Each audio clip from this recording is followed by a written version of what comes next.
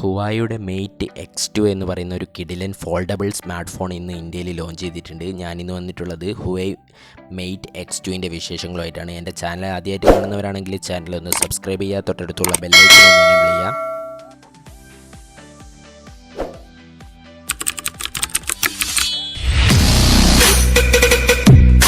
ഹുവായി അവരുടെ foldable smart ഫോണിൻ്റെ വേരിയൻസിലേക്ക് പുതിയൊരു വേരിയൻ്റ് കൂടി ഇന്ന് ഔട്ട് ചെയ്തിരിക്കുകയാണ്. ഹുവായ് മെയ്റ്റ് എക്സിൻ്റെ പിൻഗാമിയായിട്ടാണ് അവരിപ്പോൾ മെയ്റ്റ് X2 എന്ന് പറയുന്ന ഫോൾഡബിൾ സ്മാർട്ട് ഫോൺ പുറത്തിറക്കിയിട്ടുള്ളത്. ഈ ഫോണിൻ്റെ മെയിൻ പ്രത്യേകത നോക്കുകയാണെങ്കിൽ ഇതിന് മുൻപ് അവർ ലോഞ്ച് ചെയ്ത ഫോണുകളിലൊക്കെ മെയിൻ സ്ക്രീന് പുറത്തേക്ക് ഫോൾഡ് ചെയ്യുന്ന ഒരു ടൈപ്പ് ഫോണായിരുന്നു. ഈ പ്രാവശ്യം അവർ തികച്ചും വ്യത്യസ്തമായിട്ട് അകത്തേക്ക് ഫോൾഡ് ചെയ്യുന്ന ടൈപ്പിലുള്ള ഒരു സ്മാർട്ട് ഫോണാണ് ലോഞ്ച് ചെയ്തിട്ടുള്ളത്. 4 കളർ വേരിയൻറ്റിലും അതുപോലെ 2 റാം ആൻഡ് സ്റ്റോറേജ് വേരിയൻറ്റിലുമാണ് ഈ ഫോൺ ഇപ്പോൾ വിപണിയിലെത്തിയിട്ടുള്ളത്. ക്വാഡ് ക്യാമറ സെറ്റപ്പൊക്കെയാണ് ഈ ഫോണിൽ വരുന്നത്.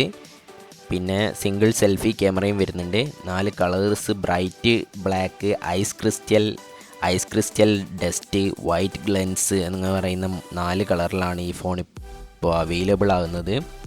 ഫെബ്രുവരി 25 മുതൽ തന്നെ നമുക്ക് ഈ ഫോണ് വാങ്ങാൻ കഴിയുന്നതാണ് ഇപ്പോൾ അവരുടെ ഭാഗത്തു നിന്ന് നമുക്ക് കിട്ടിയ റിപ്പോർട്ട്. ഈ ഫോണ് ചൈനയിൽ ലോഞ്ച് ചെയ്തിരുന്നു ഇതിനു മുന്നേ. ഇതിൻ്റെ ഡിസ്പ്ലേ നോക്കുകയാണെങ്കിൽ 6.4 ഇഞ്ചിൻ്റെ OLED ഡിസ്പ്ലേ ആയിട്ടാണ് ഈ ഫോൺ വരുന്നത്. 90 ഹെഡ്സിൻ്റെ റിഫ്രഷ് റേറ്റും 240 ഹെഡ്സിൻ്റെ ടച്ച് സാമ്പിളിങ്ങും നമുക്ക് ഈ ഫോണിൽ ലഭിക്കുന്നുണ്ട്. 456 pp പിക്സൽ ഡെൻസിറ്റിയാണ് ഈ ഫോണിന് പറയപ്പെടുന്നത്. കിരിൻ 9000 SoC ഒക്ടാകോർ പ്രൊസസ്സറുമായിട്ടാണ് ഈ ഫോൺ വരുന്നത്. GPU മാലി G78 ആണ് വരുന്നത്. ഇതിൽ നമുക്ക് മെമ്മറി കാർഡൊക്കെ ഇട്ട് എക്സ്പാൻഡ് ചെയ്യാൻ കഴിയും. നാനോ സിം 2 എണ്ണവും അതിൻ്റെ കൂടെ തന്നെ മെമ്മറി കാർഡും നമുക്കിതിൽ യൂസ് ചെയ്യാം.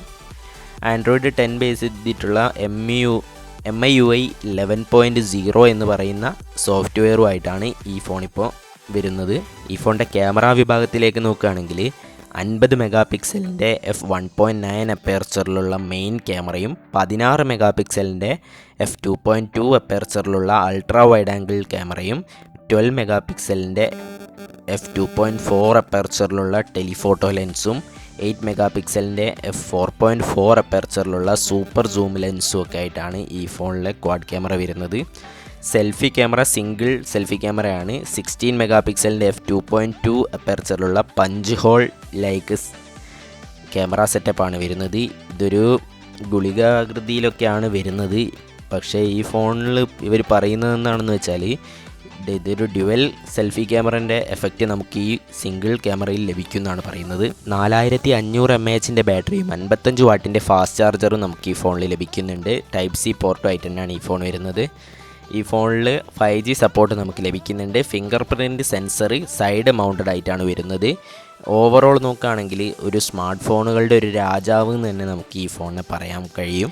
ഈ ഫോണ് ചൈനയിലായിരുന്നു ആദ്യം ലോഞ്ച് ചെയ്തത്. അവിടെ ഇതിൻ്റെ പ്രൈസ് വന്നത് 8GB 256GB വേരിയൻറ്റിന് 2 ലക്ഷത്തിനടുത്തൊരു വിലയായിരുന്നു.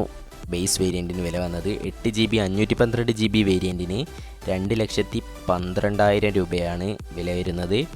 അപ്പോൾ എന്തായാലും കുറച്ച് ഹയർ പ്രൈസൊക്കെ വരുന്ന ഫോൺ തന്നെയാണ്.